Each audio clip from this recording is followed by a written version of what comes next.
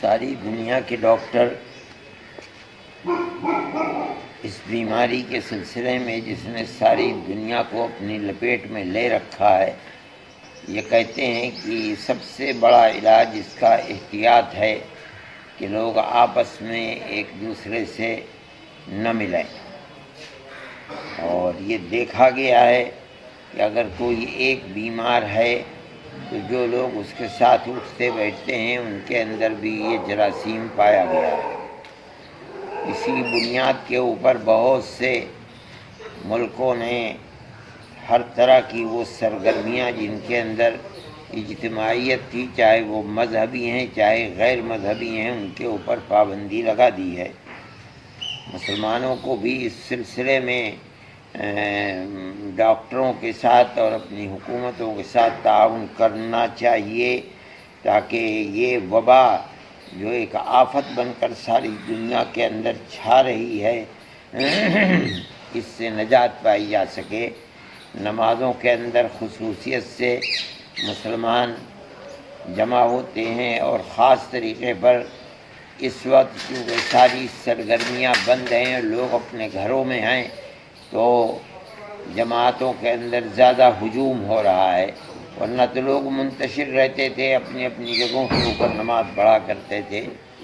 اس لیے نمازوں کے سلسلے میں بھی یہ چاہیے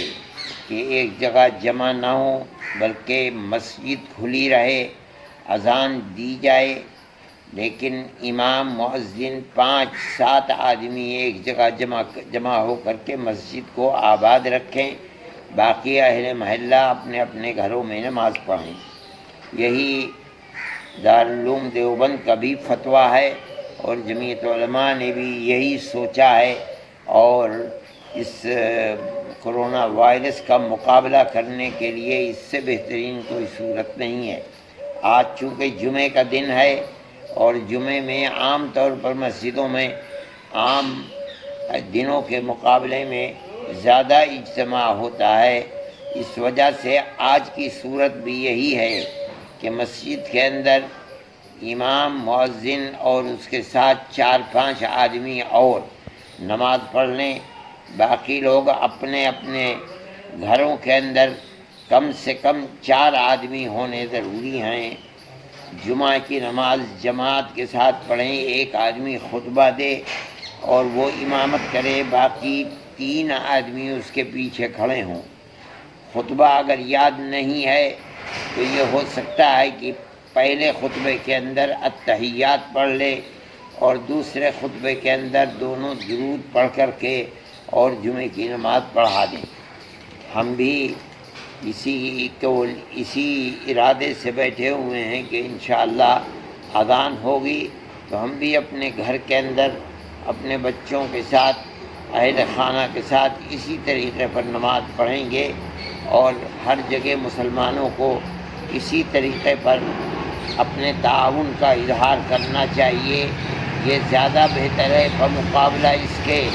کہ مرض بڑھ رہا ہے کہیں اور نہ بڑھ جائے۔ اس لیے ایسی صورت نہ پیش آئے کہ گورنمنٹ مجبور ہو جائے کہ مسجد کے اندر تالا لگا دے یا نہ ماننے والوں کے اوپر مقدمہ قائم کر دے۔ ایسا ہو چکا ہے کہ مسلمانوں کے نہ ماننے کی صورت کے اندر مسجد پر تالا لگا دیا گیا یا نہ ماننے والے لوگوں کے اوپر مقدمہ قائم کر دیا گیا، وہ اور مشکل کا سبب بنے گا۔ اس لیے خود ہی تعاون کو پیش کر کے گورنمنٹ کے ساتھ تعاون کا معاملہ کرنا چاہیے۔ اللہ سے دعا بھی کرنی چاہیے، راتوں کو اٹھنا چاہیے اور اس مصیبت سے